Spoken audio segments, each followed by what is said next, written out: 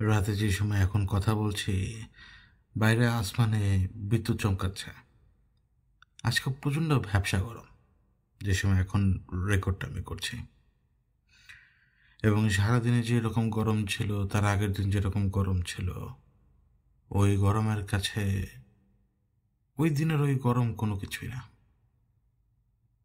কয়েকশো কোনো কিছু না। আমরা সবাই জানি, আমরা সবাই দেখি, আমরা শুনি, আমরা বলি, অনেক কিছুই তো আমরা করি। কিন্তু দিন শেষে আসলে আমরা কি? দিন শেষে আমরা কিছুই না, শুধুমাত্র রক্ত মাংসের মানুষ। এবং আমাদের মধ্যেও ক্লাস ডিভাইড করা, আপার ক্লাস, লোয়ার ক্লাস, এবং আপার ক্লাসের মধ্যেও আবার ডিভাইড করা এলিট ক্লাস। আমরা এলিট ক্লাসের চাকর। আমরা হচ্ছি এলিট ক্লাসের চাকর, এবং এন্ড অফ দ্য ডে আমরা ভুগবো এবং মরবো সবাই। কিন্তু মানে এখন যে অবস্থা দেশের দেশের এই অবস্থার উন্নতি হতে একটু সময় তো লাগবেই। কিন্তু আমাদের যে অধপতন, বা আমাদের যেই চেতনার যেই ভয়ঙ্কর অবস্থা, যেখানে এখন আমাদের ভেতরের ইবলিশ এইভাবে বের হচ্ছে, এর তো আর কোনো উন্নতি কোনোদিন হবে না। এর তো মাত্র শুরু। কেন বলছি শুরু? আমরা কিন্তু সব কিছু দেখি, আমরা কিন্তু সব কিছু জানি, আমরা কিন্তু কোনো কিছু সম্পর্কে অবগত না এরকম কিন্তু না। আমরা জানি, আমরা বুঝি, তারপরও আমরা এক্সপার্ট সাজি, তারপরও আমরা বোকা সাজি আমাদের নিজেদের স্বার্থের জন্য, এর বাইরে অন্য কোনো কিছু না। আমি একটা গল্প বলি, গল্পের নাম হচ্ছে মদনের একদিন। মদন ঘুম থেকে উঠলো সকাল 10টা বাজে। ঘুম থেকে ওঠার পরে মদন তার ইউজুয়াল মানে যেই সাথী, তার ফোন কিনে সে ব্যস্ত। সে সারাদিন তার ফেসবুকে ওই জায়গায় অমুক দলকে গালি দেয়, ওই জায়গায় তমুক দলকে গালি দেয়, অমুকের পক্ষ হয়ে আরেকজনের সাথে তর্ক করে কমেন্টে। মফিজের দুপুর মানে মদনের দুপুর হয়, মফিজ বলে ফেলেছে, মানে মদনের দুপুর হয়। দুপুর হয়, মদন গোসল করতে যায়। গোসল করতে বেরিয়ে মদন জানতে পারে একটা অ্যাক্সিডেন্ট ঘটেছে। প্রথমে মদন বুঝতে পারে না, মদন সারাদিনের মতো ওই ইউজুয়াল ঘটনা সে ঘটাতে থাকে, খাবার খেতে থাকে, এবং সে তার টোটো কোম্পানির যে সমস্ত কাজ কারবার রয়েছে, যার সে অন্ধভক্ত, তার হয়ে সে লুটতে থাকে। এবং যতক্ষণে সে আসল খবরটা পায়, মদন মদন তখন আসল খবরটা পাওয়ার পরে ভাবতে থাকে, মানে এটাও কি হতে পারে কিনা। তারপরে ঘটনার পরে যখন ভিডিও ক্লিপগুলো মদনের সামনে আসে, মদন তখন আফসোস করলে আর বলে যে হায় হায় কি অবস্থা, হায় হায় কি অবস্থা। মদন সমস্ত ভিডিও ক্লিপ দেখে, মদন সমস্ত ছবি দেখে, বলে যে হায় হায় পুরো একদম ছাই হয়ে গেল, খুইলা গেল, এটা হয়ে গেল, খুইলা গেল, কত কিছু। মদনের রাত হতে হতে মদনের মাথার মধ্যে ঢোকে রয়ের কথা, মদনের মাথার মধ্যে ঢোকে ভারতের কথা, মদনের মাথার মধ্যে ঢোকে দুর্নীতির কথা, মদনের মাথার মধ্যে ঢোকে কি লাশ গুমের কথা, মদনের মাথার মধ্যে ঢোকে কি দুর্নীতি, অমুক সমুক, এটা সেটা। বেসিক্যালি মদন হচ্ছে বকলম লোক। তার যতখানি শিক্ষা, সমস্ত শিক্ষা হচ্ছে ফেসবুক ইউনিভার্সিটি থেকে।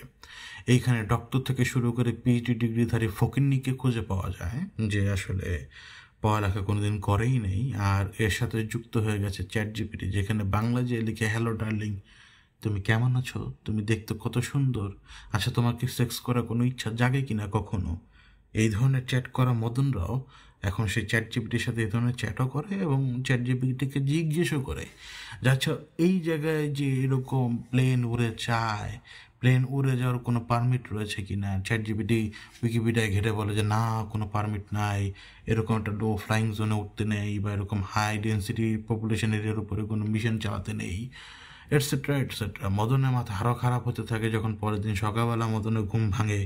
মদন যখন আরও প্রচুর কনস্পিরেসি থিওরি দেখতে থাকে ফেসবুকে, তা রয়ের ব্যাপার, কমিউনিকেশনে হ্যাকার, তারপরে খবর বের হয় যে কে নাকি ভবিষ্যৎবাণী করেছিল এরকম ঘটনা ঘটবে, মদনের মাথা খারাপ হয়ে যায়, মদন সব জায়গায় শুধু কনস্পিরেসি পায়, লাশের হিসাব নাই, অমুকের হিসাব নাই, তমুকের হিসাব নাই, আর কনস্পিরেসি রয়ে করছে, ইন্ডিয়ায় করছে, হ্যাকারে করছে, অমুকে জানলো কেমনে, তমুকে এটা আগে বললো কিভাবে, অ্যানোনিমাস পোস্ট কিভাবে আসলো। মদনের সারাটা দিন আবার শুরু হয় আরেক লোকের সাথে অযথা তর্কে ঠোকার। কি তর্ক? হাই, প্লেন এইভাবে কেন উঠবে, পাইলটের দোষ, সে নিজে বাঁচার জন্য জেট করেছিল, এটা করেছিল, এটা করেছিল। এই সমস্ত কিছু করতে করতে মদনের আরো একটা দিন শেষ হয়। বাস্তবে মদনের জীবন থেকে 48টা ঘন্টা ওয়েস্ট হলো। এটা মদন টের পায় নাই, কারণ মদনের কাছে তার জীবনের সময়ের কোনো মূল্যই নেই। ওই মদন হলাম আমি, ওই মদন হলেন আপনি, ওই মদন হলেন তারা যারা এই কাজগুলো করেন, যাদের ন্যূনতম জ্ঞান নাই। ফেসবুকের ইউনিভার্সিটি থেকে এক একজন ডক্টর পর্যন্ত হয়ে গেছেন, ডায়েটিশিয়ান, ডক্টর, রূপচর্চায় অনেক বেশি জ্ঞানী, মানে সব কিছুতে জ্ঞানে ভরপুর এমন একটা ইউনিভার্সিটি, সেইখানে যদি সারাদিন পড়ে থাকেন আপনি শিখবেন না তো কী করবেন? আপনি কনস্পিরেসি থিওরি দেখেন, সারাদিন বসে বসে বিভিন্ন ওয়েব সিরিজে বিভিন্ন রকমের থিওরি আপনার সামনে পেশ করা হয়, বিভিন্ন ক্রাইম থিওরি, অমুক থিওরি, তমুক থিওরি। তো যখন দেখবেন যে হাঁচি দিলেও থিওরিটিক্যালি আপনি হাঁচি দেওয়াকে 5 থেকে 6টা বা এর চেয়ে তার বেশি ডেফিনেশন দিতে পারবেন থিওরিটিক্যালি, ওইভাবে আর কি। তো মদনের জীবনে 48 ঘন্টা ওয়েস্ট, ঠিক তেমনি আপনার আমার জীবনে 48 ঘন্টা ওয়েস্ট। কিসের পেছনে? মদন করলোটা কি সারাটা দিন? আপনি করলেনটা কি সারাটা দিন? আমি একটা ঘটনা বলি আমার জীবনের, কারণ আমি কথা বারবার বলেছি। যখন বাসটা মানে এখন তো ওটা মানে অ্যাম্বুলেন্সের মতোই লাগে, কিন্তু ওইটা হবে এখন হায়াসের মতো আর কি, আসলে মডেল।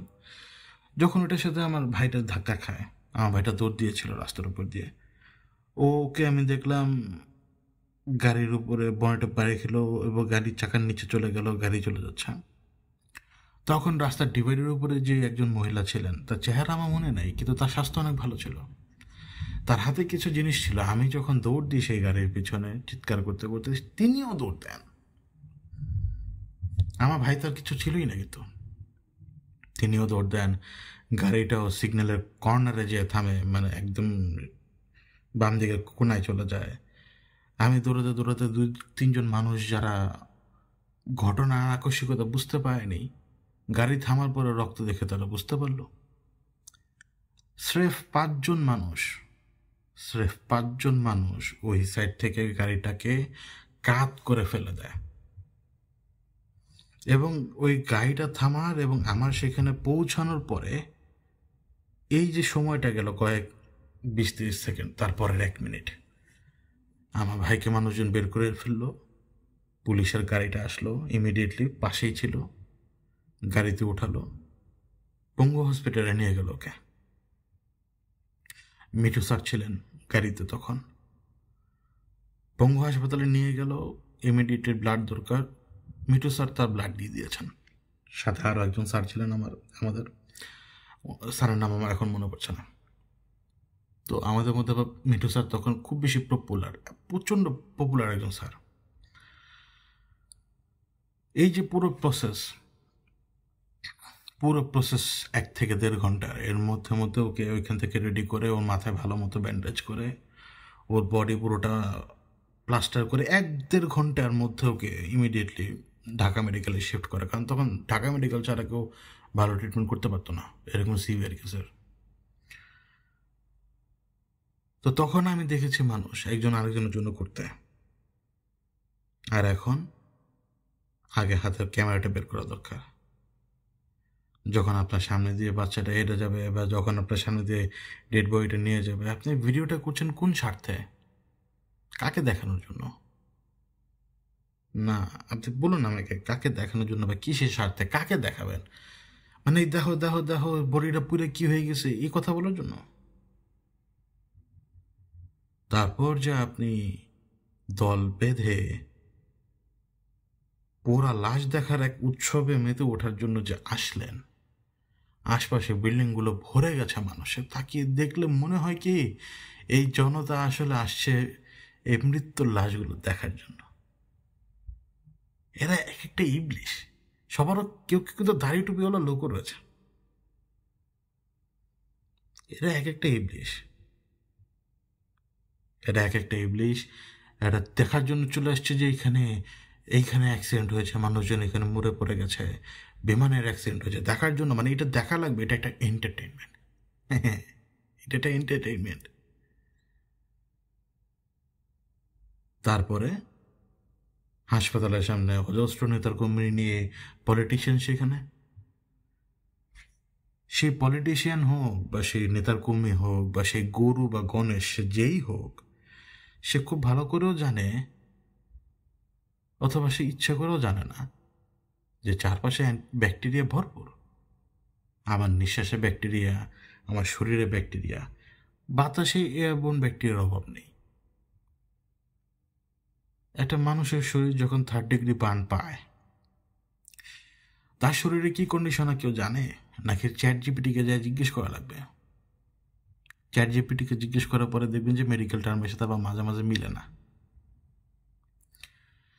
তো চ্যাট জিপিটি আপনাকে বলে দেবে যে 2 দিন পরে ঘরে বসে কীভাবে ডেলিভারি করা লাগবে। তখন কি ডেলিভারি করবেন আপনার ওয়াইফের?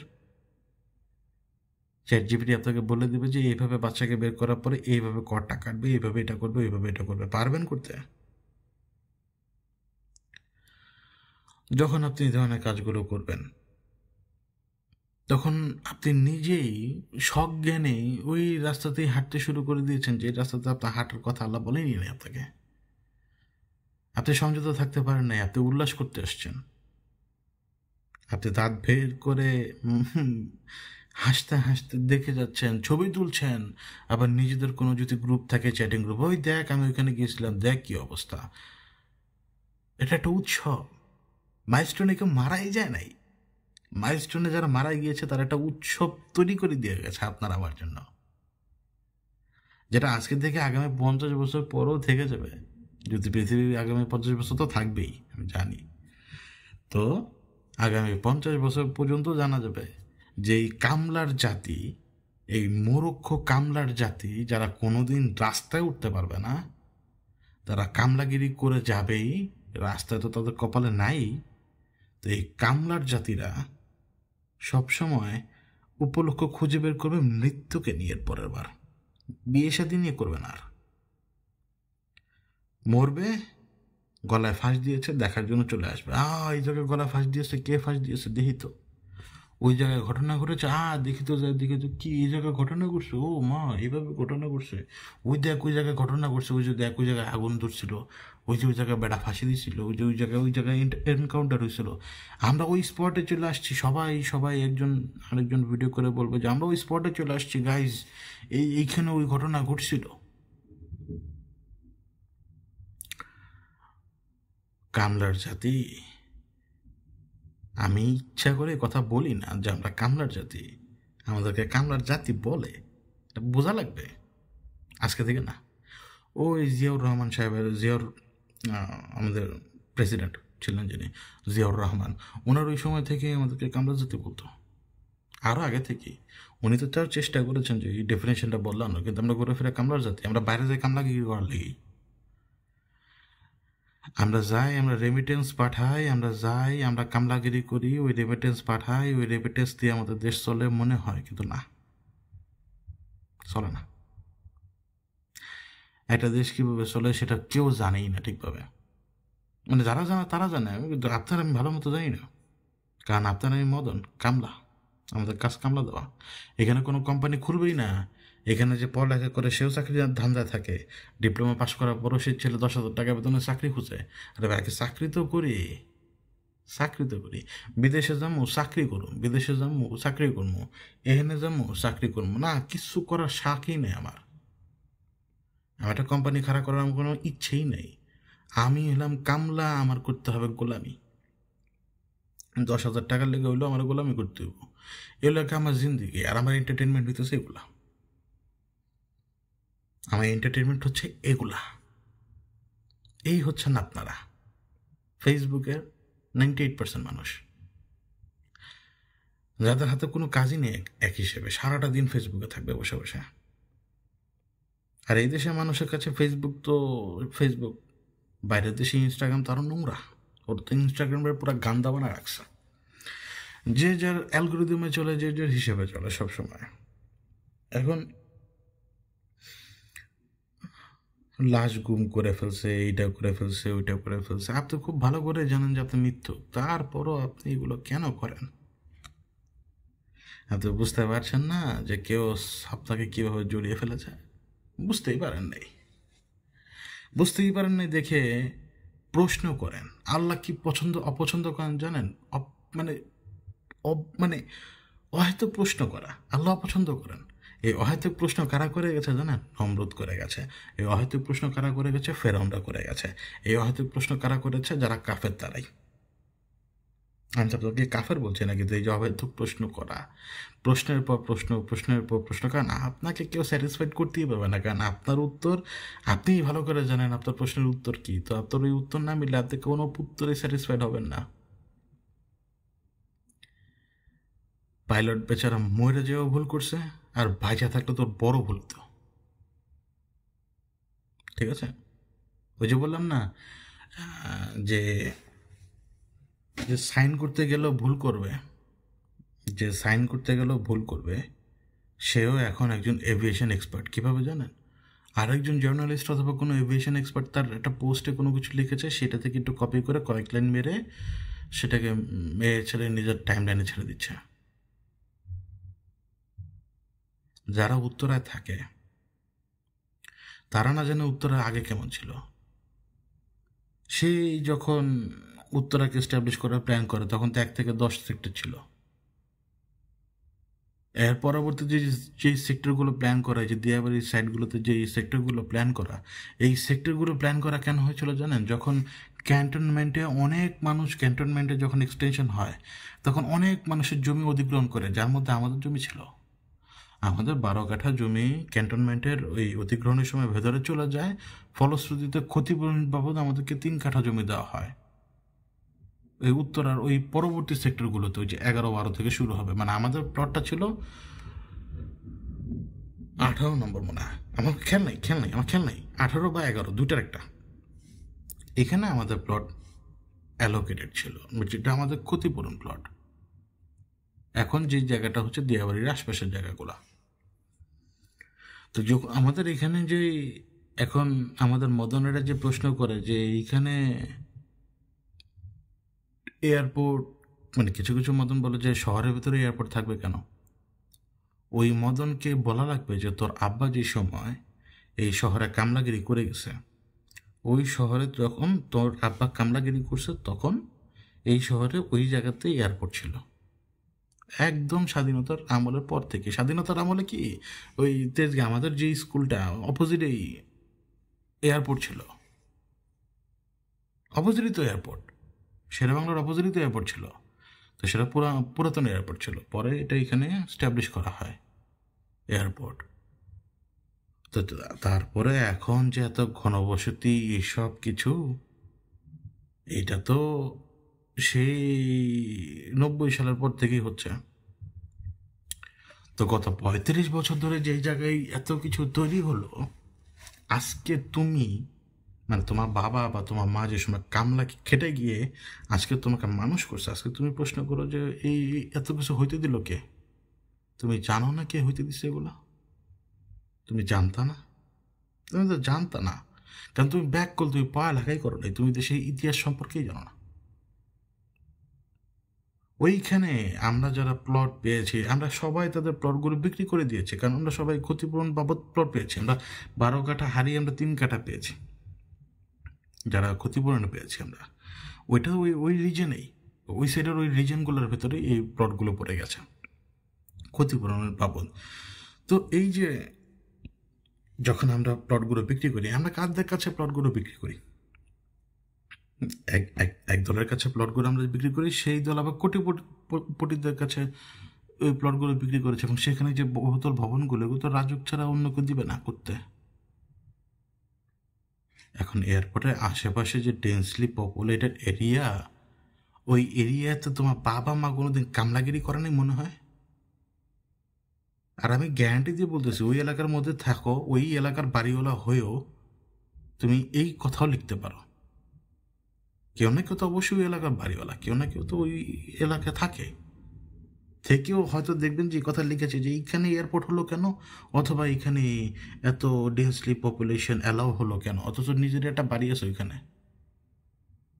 মানে বুঝেন না যে ফেসবুকে একটা ভাবসাব নিতে হয়তো, ফলোয়ার গেইন করতে হয়তো, এটা একটা সেলিব্রিটি ভাব দেয় মানুষকে, একটা সিচুয়েশনের উপরে কমেন্ট করা। আজকে যদি আমাদের ওই সোলো পাইলটের এই অ্যাক্সিডেন্ট না হয়ে একটা বোয়িংয়ের বিমান পড়তো, তখন কার বাবাকে যে দোষ দিতেন বলেন? একটা বোয়িংয়ের বিমান হলে যে কি হতো একটু কল্পনা করতে পারতেন? আহমেদাবাদে যা হয়েছে তার চেয়ে 4 থেকে 5 গুণ ভয়ঙ্কর ঘটনা ঘটতো যদি একটা বোয়িং ওই জায়গাতে পড়তো, একটা বোয়িং যদি ওই জায়গাতে পড়তো। ওইখান থেকে প্রত্যেকটা বিমান ল্যান্ডিং করা শুরু করে ওই জায়গা থেকে, প্রত্যেকটা ল্যান্ডিং ওই জায়গা থেকে শুরু হয়, আপনি জানেন? তো এই যে ল্যান্ডিংয়ের এরিয়াগুলোতে যখন এই যে এত নিচে দিয়ে বিমানগুলো যাচ্ছে, আপনি তো দেখতে পাচ্ছেন, একটা এদিক সেদিক কিছু হয়ে যদি পড়ে যায় তখন কি করবেন আপনি? আবার এক দলের উদয় হয়েছে যে মিশন ঢাকার মধ্যে ডেন্সলি পপুলেটেড এরিয়ার ভিতরে করা লাগবে কেন? তো যখন মানে এত সুরসুরি জেগে উঠেছে বিভিন্ন জিনিস নিয়ে এক একজনের ভেতরে, ওই যে বললাম যে প্রশ্নের ব্যাপার অনেক,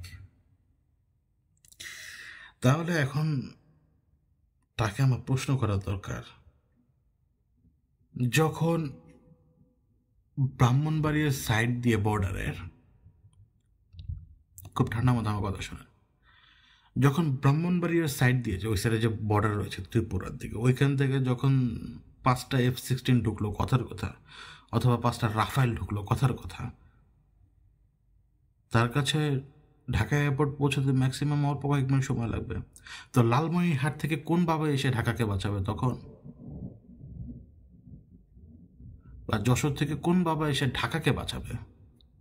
ব্যাক কলের দল সব, পড়ালেখা করে তো নাই ঠিকঠাকভাবে একটাও। ডিফেন্সের কি জানে এরা? এরা ওই র আর ইন্ডিয়ার ফাঁদ থেকে তো বেরোতেই পারে না। তাদের তবে পীর মাশায়েখের অভাব নেই, যারা সারাদিন কন্টিনিউ একই ফিড, একই খাবার, একই পানি তাদেরকে গিলাইতেই থাকে, যেটা একটা সিম্পল কষ্টের ঘটনা, সেইটাকে কি বানিয়ে দিল এই দেশের মানুষ।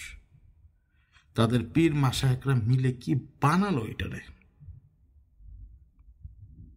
সবগুলোর জীবনে কর্মের ফল ফেরত আসবে, একটারও মাফ নাই। যে যদি কেউ পানির দাম বাড়ায়, তার তো রিজিকের কপালে শনি আসবেই। আর কেউ যদি বলে যে না ভাড়া বাড়া দিতে হবে, তুইও রেডি থাক। তোদের যেহেতু মনুষ্যত্ব নাই, তোরা মনুষ্যত্ব কোথাও পাবিও না যখন তোদের উপরে ঘটনা ঘটবে। তোরা জানিস না সুপার ন্যাচারাল কীভাবে কাজ করে, সুপার ন্যাচারাল জিনিসগুলো কীভাবে কাজ করে, তুই জানিস না তোরা কেউ। মানুষ মনে করে কি এ দেশে যে ঘটনাটা আজকে থেকে 1 বছর আগে ঘটেছিল, ওইটা মানুষের সম্মিলিত ফল। যদি সম্মিলিত ফল হয় তাহলে এখন এত ঘটনা ঘটে কিভাবে? সুপার ন্যাচারাল পাওয়ার কীভাবে কাজ করে এটা মানুষ বুঝতেই পারে না। ফেরেশতারা কোন ইউনিকভাবে কাজ করে সেটা তারা বুঝতে পারে না। কেন বুঝবে? এটা সব এরা মূর্খ তো। তারপরে যে ঘটনা আল্লাহর তরফ থেকে ঘটে সেটা ক্রেডিট নেওয়া শুরু করে বাবা দ্বারা, এক একজন বাবা, তারপরে মায়েরা সেই ক্রেডিট নিতে শুরু করে, এবং রেজাল্ট হচ্ছে আপনার সামনে এইটাই, দেশ রসাতলে। ভোগেন আপনি, ভুগি আমি। আমি কখনো পলিটিক্যাল ব্যাপার নিয়ে কথা বলার মতো মন মানসিকতা রাখি না, কিন্তু আমি চোখে দেখি পাওয়ার করিডোরে কাজ হয় কিভাবে। আসলে কি জানেন, শয়তানের জন্য শয়তান দরকার, শয়তানের জন্য ফেরেশতাও দরকার নেই। কারণ শয়তান জানে শয়তানকে কিভাবে কন্ট্রোলে রাখতে হয়, আর ফেরেশতা জানে কি জানেন, কালিম মারো। আমরা হচ্ছে ওই লেভেলের জিনিস যেটা আপনি কল্পনা করতে পারবেন না। এই জন্যই আমরা যখন বার্ন ভিক্টিমের কাছে যাই, শত শত শত শত এয়ারবোর্ন ব্যাকটেরিয়া নিয়ে, জানি তো না যেহেতু মুরুক্ষ বকলম, রোগীগুলো আর বেশি দিন বাঁচতে পারে না। আবার কেউ কেউ বলে যে কোন জায়গায় কোন ডাক্তার নাকি স্পেশালিস্ট। শোনেন ভাই, আমি এমন এমন এমন কথা লিখে দিতে পারবো যে কথাগুলো মনে হবে কি, আরে বাবা এ তো মানে সেই লেভেলের ডক্টরেট টাইপের কথাবার্তা, কিন্তু বের করলেন কোথা থেকে আপনি জানেন? আপনি বের করছেন চ্যাট জিপিটি থেকে। ওরা যা জিজ্ঞেস করবেন ও ইন্টারনেট থেকে রিসোর্স নিয়ে আপনাকে জানাবে। কিন্তু আপনি জানেন যে বার্ন ভিক্টিম কিভাবে মারা যায়, বা বার্ন ভিক্টিমের কি হয়? আপনি যে জৌলুস নিয়ে এই জিনিসটা দেখতে গেলেন, বা এটা যখন আপনার কাছে মনে হয় এটা উৎসব, এটা আমাকে দেখতে হবে, এই জায়গায় এতগুলো বাচ্চা শিশু পুড়ে মরে গেছে, এটা আপনার কাছে একটা উল্লাস। আর আমি যে দেখে আসছি, হায় হায় কি ভয়ঙ্কর অবস্থা, মানে এটা একটা উল্লাস আপনার কাছে। আপনি তো আর জানেন না ওই যে বাবুটা হেঁটে হেঁটে গেল, ও যে 3rd ডিগ্রি বার্ন বাবুটা, ও যে ও যে উদ্দেশ্যহীনভাবে হাঁটছিল, যে লোক ক্যামেরাটা ধরেছিল, তুই যেই হোস না কেন, তুইও রেডি থাক, তুইও রেডি থাক, কর্মের ফল পাবি। প্রত্যেকটা মানুষ যারা এই কাজগুলো করেছে, তারা প্রত্যেকটা মানুষ সাফার করবে, প্রত্যেকটা মানুষ, কেউ মাফ পাবে না। আল্লাহ একটা মুসিবত দিয়ে কিন্তু পুরো জাতিকে পরীক্ষা করেন, আর এই পুরো কামলার জাতি ফেইল্ড। এই কামলার জাতির কপালে বড় শনি আছে, রেডি থাকেন।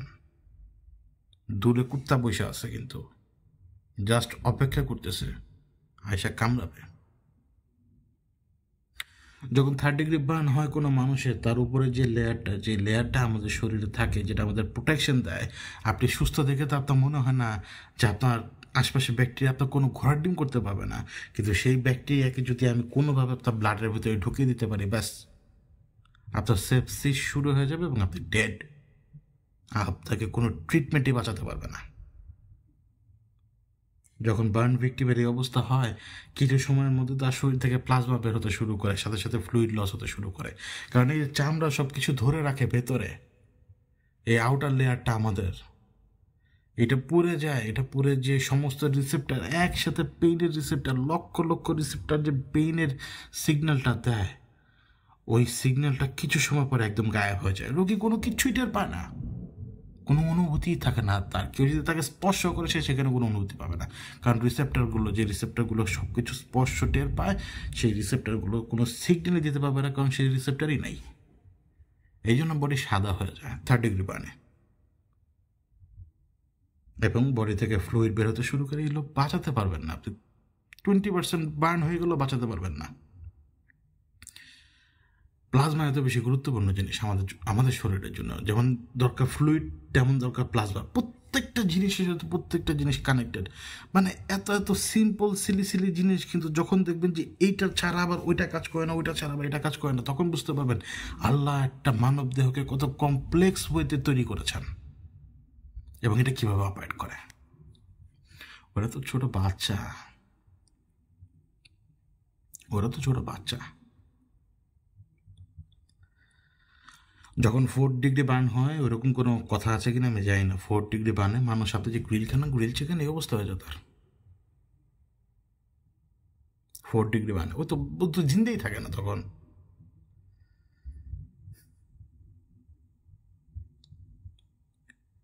এই ঘটনার পরে এই দেশের মানুষ যারা এখন পর্যন্ত সেই ছবিগুলো শেয়ার করে আর এখন পর্যন্ত যারা এই ভিডিওগুলো নিজেদের টাইমলাইনে রেখেছে,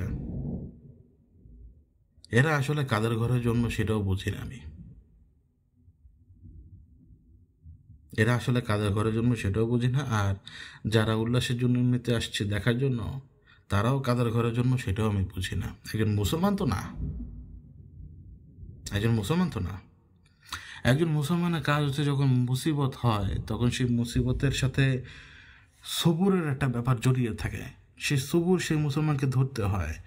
আর এখনকার মুসলমানেরা কয় আমার ভাই মরছে, ও কি জানি কি স্লোগান কি সমস্ত জিনিস। বেটা তোরা তো মুসলমানই না, তোরা তো মুসলমানই না কেউ। কোথা থেকে আবার পীর মাশায়েখরা শুরু করে দেয় হ্যাক, এইটা সেইটা, আবার সেইটাও গিলে মদনেরা, সেইটাও গিলবে, এইটাও গিলে। দিন শেষে দেখবেন এই মদনদের ব্রেন না জাস্ট মানে কাজই করে না কোনো কিছুতে। আর এই মদনরা টের পায় না যে দিন শেষে এরা এমন এক ধাক্কার জন্য অপেক্ষা করছে, তারা জানো না সেই ধাক্কায় তাদের অবস্থা একদম মানে করুণ হয়ে যাবে, করুণ।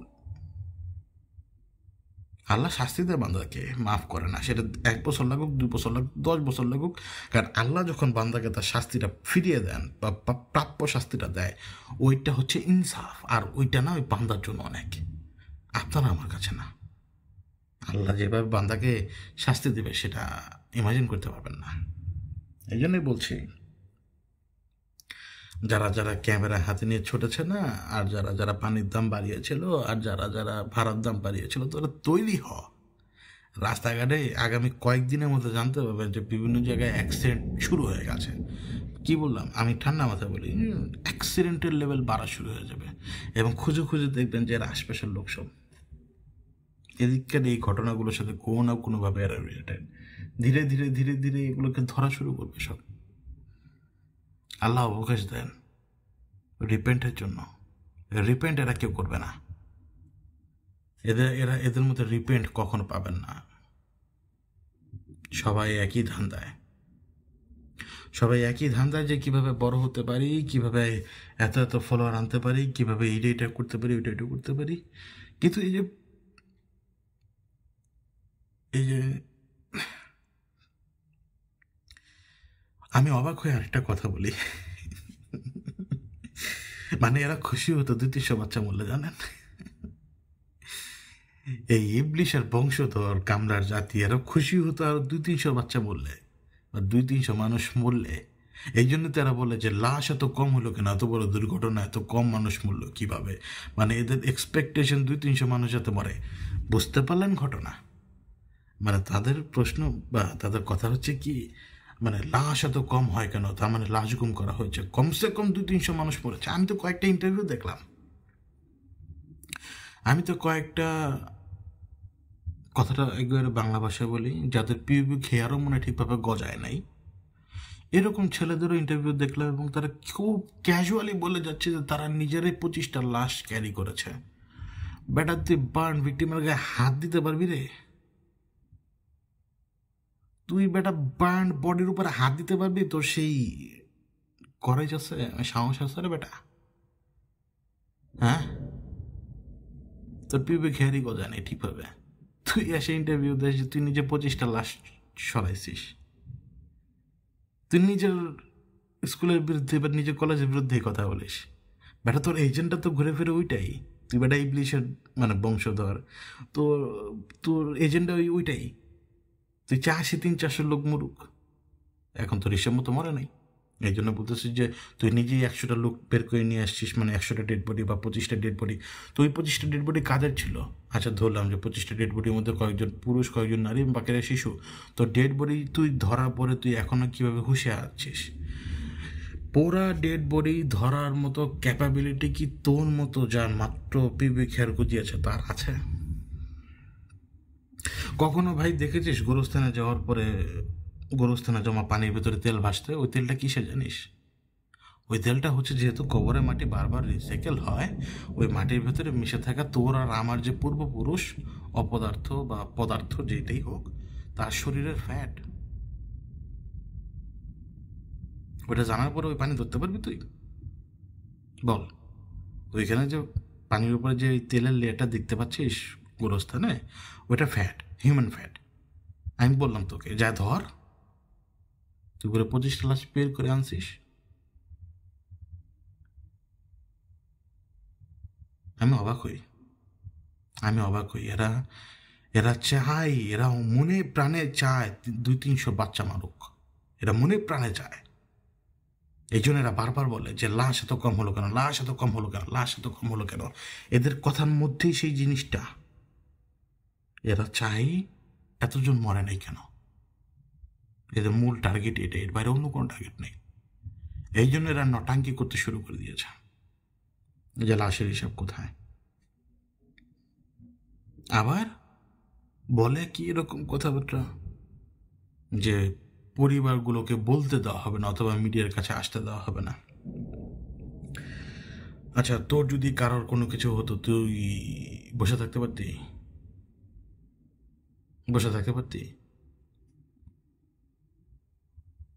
আসলে তোর এজেন্টটা অন্য কিছু। তুই ইবলিশের লোক, তো তোর কাজই এটা। তুই স্যাটিসফাইড হস নাই যে 200-300 বাচ্চা মারানি কেন। তোরা স্যাটিসফাইড এই জন্যই হস নাই। এখন ওইখানে কি ঘটনা ঘটেছে না ঘটেছে সেটা আমার জানার দরকার নেই, আমি সেখানে ছিলাম না। কিন্তু আমি এটা জানি, একটা প্লেন, একটা ফাইটার জেট, যেটা আউট অফ কন্ট্রোল, যেটা একদম সোজা এসে স্কুলের ওই জায়গায় এসে পড়লো এবং ইম্প্যাক্টেও কয়েকজন মারা যায়, এবং ইম্প্যাক্টের পরে যে ঘটনাটা ঘটে এক্সপ্লোশন, ওইখানে যা হওয়ার তা হয়। যেখানে একজন মা অনেকগুলো বাচ্চাকে বাঁচালো এবং নিজের জানটাও সেই সাথে আল্লাহর কাছে উৎসর্গ করলো। অন্তত মৃত্যুর আগে সে স্যাটিসফাইড ছিল যে আমি চোখের সামনে অন্তত বাচ্চাদেরকে পুড়ে মরতে দেখি নাই কিছু। কয়েক মার কোল তো খালি হয় নাই আমার ওসিলায়, বরং তাদের কথা আর বলার দরকার না মনে করে এখন তারা ওই তাদের সেই নেশা, সেই লাশের নেশায় পড়ে আছে। এরা যারা 200-300 লাশের হিসাব করে, এরা সবাই হচ্ছে আদমখোর, মানুষের চেহারার আদমখোর। বিশ্বাস হয় না আমার কথা? ভালো করে আমার এই কথার পরে এদের চেহারার দিকে ভালো করে তাকায়েন, আদমখোরের নিশানি চোখে পড়বে একদম ডাইরেক্ট। এই জন্যই তো এরা বারবার বলে যে লাশ গুম হয়ে গেছে, লাশ গুম হয়ে গেছে। কোনো কোনো বডির অস্তিত্ব আপনার কোনোদিনই পাবেন না, থেকে যাবে নিখোঁজ। জানেন কারণ কি জানেন? ওরা তো শিশু, ওরা তো আর মানব দেহেও, মানে পূর্ণাঙ্গ মানব দেহ তো ওদের হয়নি। কেউ এতটাই এতটাই নিঃশেষ হয়ে গেছে যে তার অস্তিত্ব এখন বালুকণার সমান। এখান থেকে যখন ডিএনএ নিবে দেখবে যে প্রচুর ডিএনএ এখানে, পানির ভেতরে, ছাইয়ের ভেতরে, দেয়ালে, শিকে, এমনকি ফ্লোরেও, মাঠেও ডিএনএ পাবে প্রচুর। তো এই কামলার জাতি থেকে কোনো কিছু এক্সপেক্ট করেন না। আমরা ধীরে ধীরে ধীরে ধীরে এন্ডের দিকে আগাবো। কারণ ছাড়া মানুষ মরবে এবং তা নিয়ে উল্লাস হবে, এবং তা নিয়ে হবে পলিটিক্স। সবাই কেউ এজেন্টের হাতে, সবাই। কিন্তু আল্লাহ মাফ করবে না কাউকে। কেন মাফ করবে না জানেন? কারণ সলিউশন তো আপনার সামনে দেওয়া, এটা ভালো এটা খারাপ, তুমি যেটা চুজ করবো এটাই হবে। আর যারা পীর মাশায়েখের ভক্ত, যারা র এবং ইন্ডিয়া ছাড়া কিচ্ছু বুঝেন না, তাদেরকে বলি যে সব কিছুর পিছনে র আর ইন্ডিয়া খুঁজেন না, তাহলে মুসলমান হইতে পারবেন না। কারণ আপনাকেও কিছু জিনিসের উপরে ইয়াকিন রাখতে হবে। যেমন এই দুর্ঘটনা, এটা একটা দুর্ঘটনা আপনার আমার জন্য, যেটা নিয়তিতে লেখা ছিল। কেউ অত প্লেন হাইজ্যাকও করে নাই, কেউ প্লেন হ্যাকও করে নাই, কেউ সাবোটাজও করে নাই, কেউ কিচ্ছুই করে নাই। এটা একটা দুর্ঘটনা। চুরিহাট্টায় যেভাবে মানুষ রাস্তার মধ্যে পুড়ে ছাই হয়ে গেছে, তাজরিনে যেরকম মানুষ পুড়ে ছাই হয়ে গেছে, রানা প্লাজায় যেরকম মানুষ নিচে দেবে পিষে গলে গেছে, এই সব কিছুর পেছনে কারণ থাকলেও এগুলো একটা দুর্ঘটনা। এড়ানো তো যেতই। ওই এড়ানো যাওয়ার কাজ কি করবে? আমি তো না, তো আমি তো ঠিকভাবে কাজ করি নাই। গ্রাম থেকে আসলাম, 8,000 টাকা বেতনে চাকরি শুরু করে দিলাম, 10-12 ঘন্টা সেলাইয়ের কাজ করলাম, গার্মেন্টসে বা যে কোনো লাইনে কাজ করলাম, ওভারটাইম করে আরও 4,000 টাকা ইনকাম বাড়ালাম, মাস শেষে 12,000 টাকা হলো, গ্রামে পাঠিয়ে দিলাম 5-6-7,000 টাকা, আর এখানে নিজে ডাল ভাত খেয়ে যা পারি। আর মনে করুন যে সমস্ত ঘরে তারা থাকে, এটাই তাদের জীবন। এই জন্যই তাজরিনে যখন তারা মরেছে তাদের ভ্যালু আর কেউ দেয় নাই। চুরিহাট্টায় যে সমস্ত মানুষ মারা গিয়েছে তাদের কোনো ভ্যালু দেয় নাই। যখন বেইলি রোডে আগুন লাগে, আমাদের ভেতরে যারা ইবলিশের ওরস যত সন্তান, তারাও সুন্দর মতো লিখেছিল যে এত খাই খাই করতে যায় কেন মানুষ? তুমি খাও না দিলে, তুমি খাও না। তো ইবলিশের বংশধরেরা, তোমাদের পিতা তোমাদেরকে ঠিক জায়গায় নিয়ে যাচ্ছে, যে জায়গাটা হচ্ছে জাহান্নাম। এখনও রিপেন্টের সময় রয়েছে। রিপেন্ট হও, রাস্তায় আসো, আর প্রত্যেকটা লোকের খুঁজে বের করো যারা ভিডিওগুলো করেছিল আর ছবিগুলো ছেড়েছিল অরিজিনালি। তাদেরকে পারলে ট্র্যাক ডাউন করো এবং বলো যে তোদের মনুষ্যত্ব কীভাবে মরে গিয়েছিল বল। তুই মুসলমান কিনা সেইটাও বল, তুই মুসলমান হলে তুই এই কাজ করলি কেমন সেইটাও বল। আজকে যখন আমি কথা বলবো, আমি এখন তুই যে মুসলমান কিনা সেটা নিয়েও প্রশ্ন তুলে দেবো এখন ডাইরেক্ট। না সেখানে কোনো মুসলমান ছিল না, খ্রিস্টান ছিল না, বৌদ্ধ ছিল না, সনাতনী ছিল, কেউই ছিল না। সেখানে যারা ছিল সব ইবলিশ সাহেবের বংশধর।